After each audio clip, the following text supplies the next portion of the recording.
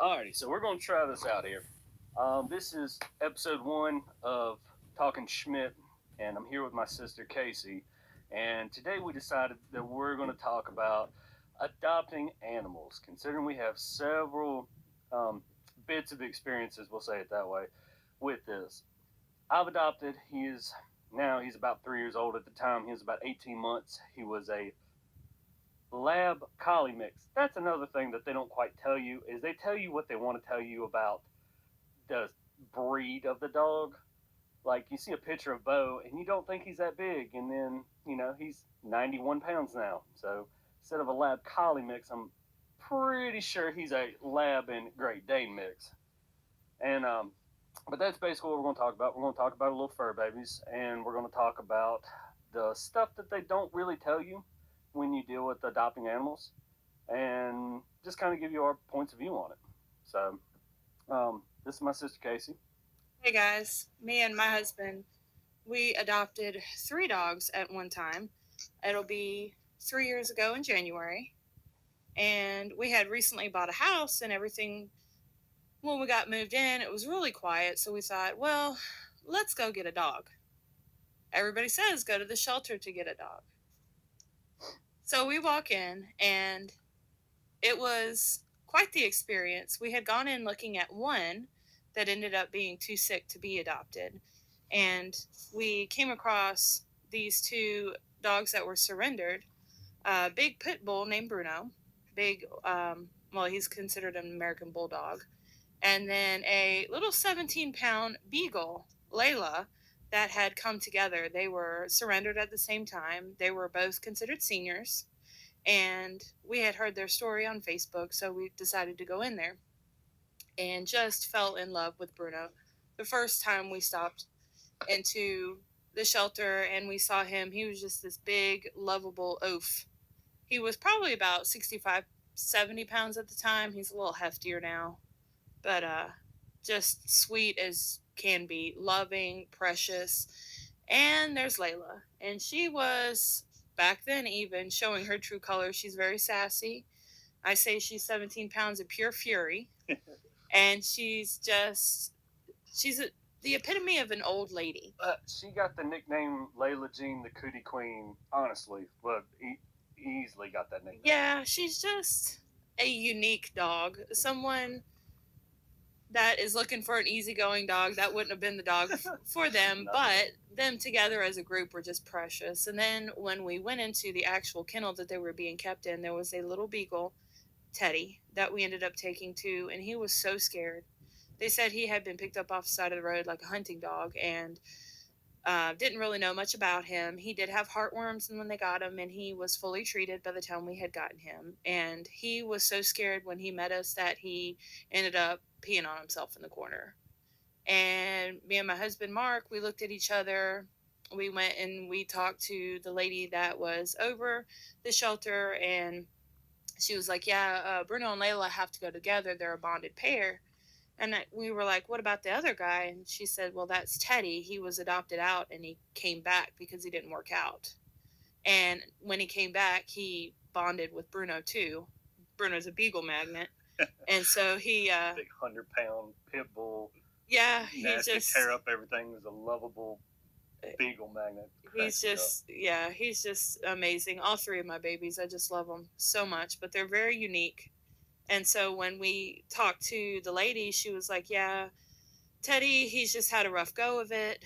And we looked at each other, me and my husband, and was like, we got to take them all.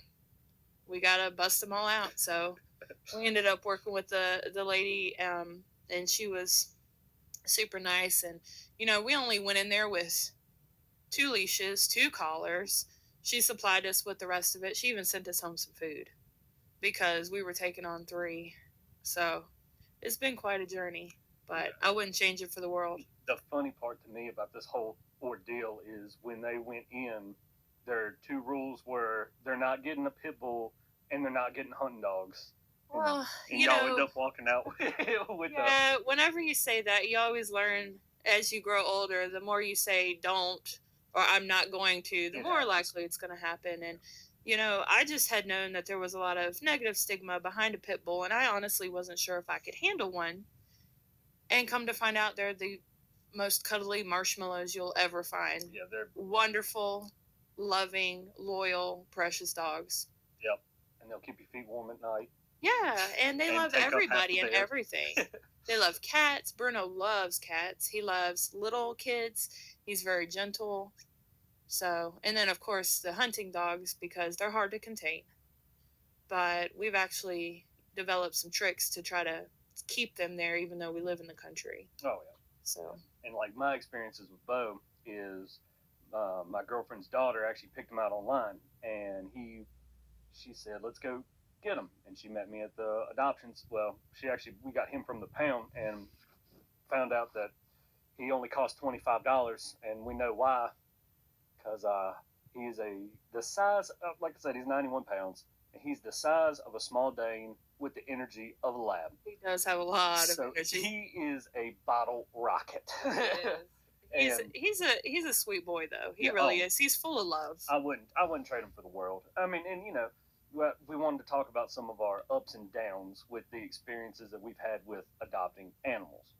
And some of the down parts that they don't want to talk about is, I'd feel comfortable saying that most of any dog that you would get from the pound or an adoption center is probably going to have separation anxiety. Yep.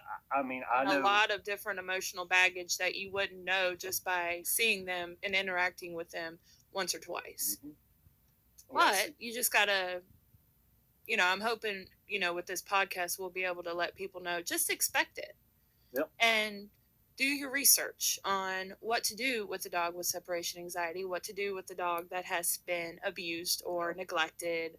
And you'll have a little bit more of an idea of how to go moving forward, because in the end it's the most rewarding experience you'll ever have. Yeah, I couldn't trade mine for the world. And talking about some of like the crazier stuff is, Bo is this big, tall, hefty dog, and Yes. when we first got him, he wouldn't even walk down a hallway. Like, wouldn't even go down a dark hallway. Well, of course, he figured out the bedroom's at the end of that hallway, and there's a nice bed to sleep in there, so he's fine with that now. But he still hates going up and down steps towards a basement, or it's weird things, and you find out a little bit more every day that you have them. And we've had him for almost 2 years now, and you still find out stuff about their past that kind of breaks your heart a little bit every single day you're with them. Yep, it's true. And like with Bruno and Layla, we found out because the adoption center put our picture all up over Facebook and everything, letting everybody know that they'd been adopted to a good home. And we had a gentleman reach out to us that we had no idea who he was, and he said, "I'm so glad that you got Bruno and Layla." And I knew them.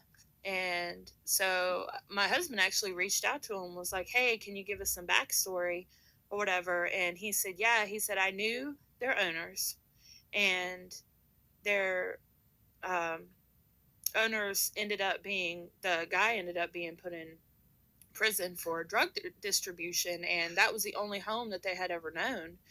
And so you get plucked out of this home and out of this situation, the only one you've ever known, and you get chucked in to a shelter, even though it's a wonderful shelter with a bunch of animals that you don't know.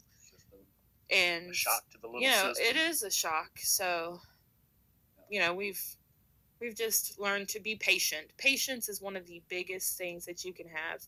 Our Teddy, I honestly believe that he had been hit or something like that, because his little elevator doesn't go to the top. You can look in his eyes and tell. It could have been an inbreeding situation. They say that happens a lot with beagles. Whatever reason, you just have to really be patient, especially with him. And I feel confident now, but I could only say this for about a month. In almost 3 years, I feel like now he's just finally potty trained. And it's the devotion. You have to get up with them all the time and not get upset with them when they make messes, and just love them how they are. Exactly. My big breakthrough with Bo was when we finally installed a fence for him to go outside. When he could go outside and be by himself for a little bit and run it. Now, granted, he wants to be glued to my hip, but if he goes outside, he can run and play. he is a completely different dog than if he's cooped up inside. Yeah, I mean, it's independence, it's Oh, exercise. exercise is key with any dog, I think. Oh, yeah. Like you really need to go out there. You need to make them work a little bit.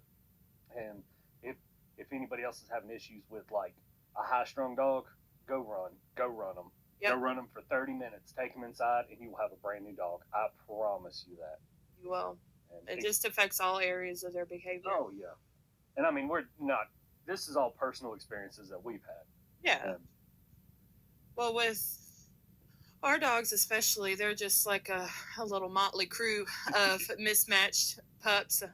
But you know, the key, the fundamentals are all pretty much the same. Just knowing that when you adopt a dog, it's for life. Oh yeah. You're there to take care of them no matter what, no matter if their vet trips are costly or no matter if they need more, love and devotion. Yeah, I'm gonna speak real quick on our mother got a dog. This was one of the like little moments that me and Casey got to share together. This dog is her name is Willa Dean. We call her Little Willie, or I call her Little Willie. And she is the most chill dog I've ever met in my life. And she's a lab mix. And she is relaxing. She just wants to hang out with you. She wants to be over on the couch and like doesn't play with toys much and doesn't like you let her outside, she stays on the porch. It was almost too good to be true. Yeah, it was. So when they got her, they said that they were going to run to town. The first time that both of them have left the dog by themselves, so they get a crate. This little sweet dog turned into some sort of monster, broke out of her brand new crate that they just got her. And I'm not talking like a little cheap plastic one. No, this was a full metal crate. And not only broke out of it, but literally pulled the door of the crate into the crate to get out. Then she chewed through a electrical cord that was connected to a box fan. She tore the drywall next to the house. She tore all the blinds down out of any blind that she could reach. And when Mom come home, she called me. So I go down there to help her. And they decided that they're going to run to town and get her they're going to get her something. Was it a thunder jacket or something? Something like that. Something secure. So they were like, Rain, can you watch the dog? And I was like, yeah, no problem. So, and of course, as long as you're with this dog, it's perfectly fine. She's fine, yeah. And so I had her hooked up, and I'm outside grilling. She's doing great, just laying around in the yard having a good time. And I reached in my pocket, and I pulled my phone up, and I called Casey. And I was like, Casey, did you hear what happened? She said, yeah, I did. I said, how does it feel not to have the bad dogs anymore? I was thinking the exact same thing. I was like, wow, it's not only just happening to us. It happens. I think it's one of those things that you just gotta, it comes with the territory. It does. You just have to experience it, and then... And I will say that Bo has not tore up drywall or all the blinds or anything like that, but he has consumed 3 pairs of Oakley glasses and 1 pair of Birkenstocks and several pairs of Crocs. So the tally still goes up pretty well on Bobo's rap sheet here. Yeah, my 3. Layla especially has torn up quite a few things.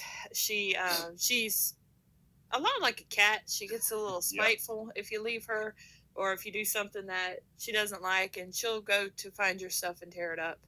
You got to kind of keep that up, like blankets and pillows and stuff. She'll shred. A little spiteful. Yeah, but I think it's just her way of reaching out and being like, hey, remember me? Yeah. This is me, and this is what I can do, so make sure you stay on my good side. But you just got to love them. Oh, yeah. It's, everybody's got their own set of stories, and we just kind of wanted to sit here and talk about a little bit of the experiences that we've gone through. And if you're, thinking about adopting an animal and you want to hear more detail of what's going on with me and Bo or whatever, you can always just shoot me a message. I'll be happy to reply to you whenever I can. And this is, of course, we're promoting adopting animals. Oh, absolutely. Adopt. Go out there and get them, because if you had a dog that was like a robot, you wouldn't have great stories to tell. Oh, no. Every day is exciting, and every day is new. Yeah, we'll say exciting. Exactly, we'll say exciting. Yeah. Especially when the days that you hit those breakthroughs, and that actually you can kind of see the sunrise on the horizon. Yep. Those are the days that you'll always remember with your animal. with your hard work, you're like, wow, The the dedication. dedication is paying Yep, off, and and then you it's know that you're making a good life for this animal oh yeah. that would have otherwise not had that opportunity by no fault of their own. No, I mean, and it's not even fault to the people that surrendered them because you don't know the reason of the Yeah, their surrender. backstories, things happen, and you know, every single day it happens, and yeah. you know, I mean, there's no fault to. I couldn't turn Bobo in, though I've thought about it multiple times. My husband said the same thing about Teddy, just because when we got Teddy, he is such a unique character. We didn't realize for the first little while he was completely terrified of his water bowl because he was, we found out later, afraid of his reflection. I mean, he's the epitome of you can lead a dog to water, but you can't make him drink. I've never seen a dog like this. So, I mean, you gotta take it one day at a time. You gotta figure out what works for them, what works for you.